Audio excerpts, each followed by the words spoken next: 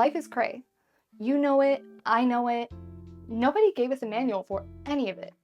But here we are figuring it out together. I'm Cate, and this is Life's Just Cray, a podcast where we talk through all the stuff that has you up until 2 a.m., talking with your bestie or mom like, okay, but what would you do though? Real situations, real talk, no fluff. I'm not going to tell you what you want to hear, but I'm going to tell you what you probably already know and just needed someone to say out loud. Now, real quick, before we get into this, I am not a therapist, I am not a professional, and I'm not here to tell you what to do. Everything I say comes from my own personal experience and my own perspective. My grandma always told me, you can lead a horse to water, but you can't make it drink. And that's how I move in life, and that's how I move on the show. I'm going to give you something to think about and push you in the direction that I may think is the right one. But what you do with it is up to you. Now, before I get into this, the voices you're going to hear reading these situations are AI generated, and all the names will be changed for confidentiality purposes. Okay, let's get started. Because life just be doing what it wants to, and somebody out here is feeling it right now. Listen to this. I quit my job 3 weeks ago. No backup plan, no other position lined up. No safety net beyond a few months of savings I had been quietly building over the past year and a half, just in case I finally worked up the nerve to do this. Just a decision I had been sitting with for almost 2 years and finally had the courage to follow through on one Friday afternoon. That job was making me miserable in a way that had started creeping into everything around it. I was anxious from the moment I opened my eyes on Sunday morning because I knew Monday was right behind it. I was checked out completely by noon every single day. I stopped caring about the work, stopped trying to perform, and started slowly becoming a version of myself I did not recognize and honestly did not like. I tried to push through. I looked for something meaningful to hold on to there for 2 years and kept finding nothing. I eventually reached the point where staying felt more damaging to who I was becoming than leaving ever could be. So I packed my desk quietly on a Friday afternoon and walked out. And for about 48 hours, I felt something I had genuinely forgotten was possible. I felt like I could breathe. Like the weight that had been sitting on my chest for 2 years had finally lifted. And then I told the people in my life, and the breathing stopped almost immediately. My parents think I have completely lost my mind. Every conversation circles back to the same questions. What is the plan? How are you paying your bills? Have you really thought this through? My friends are doing the exact same thing, talking to me like I jumped off a bridge instead of leaving a job that was quietly taking something from me. I was not willing to keep giving. My brother looked me in the face and said, "I hope you know what you were doing," in a tone that made it clear he did not believe that I did. Not one person has asked how I feel. Not one person has said, "Good for you." It has been nothing but worry and warnings from people who have spent years quietly, miserable in their own careers, and never did anything about it. I know I don't have it all figured out yet, but for the first time in 2 years, I woke up on a Monday without dread sitting heavy on my chest. That has to count for something. First, let me say this. Waking up and feeling that weight lift off your chest after 2 years of dreading every single Monday, I completely understand why that felt like the right decision. And I understand why that moment of finally being able to breathe made it all feel worth it.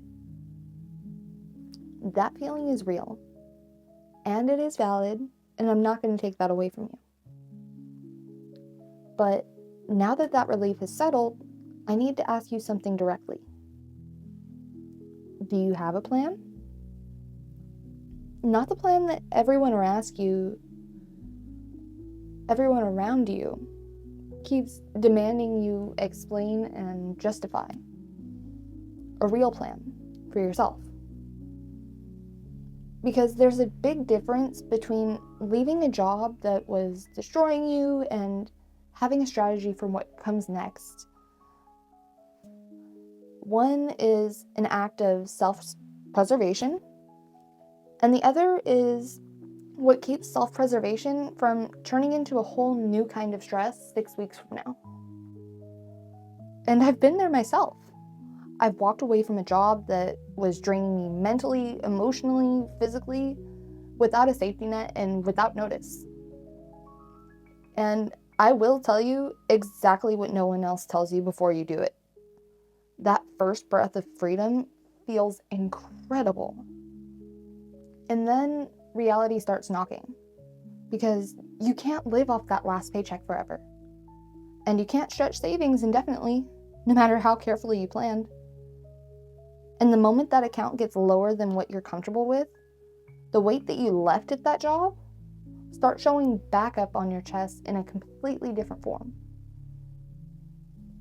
And here's something people aren't talking about enough right now. The job market in today's world is not what it was 10, 15 years ago. Finding a new position isn't as simple as just putting your resume out there and waiting for a callback. It's competitive in a way that genuinely catches people off guard. Entry-level positions have 15 applicants for every one opening almost. Even McDonald's is competitive right now. I'm not saying this to scare you.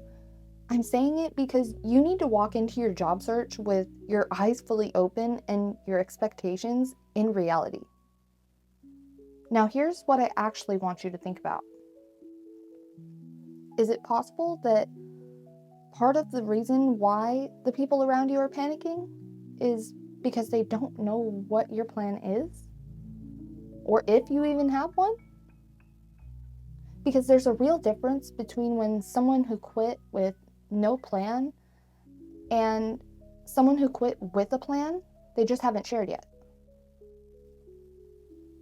If you have been job searching, if you have a timeline, if you have a strategy, why not tell them that? Share it. Let them know that you're not floating.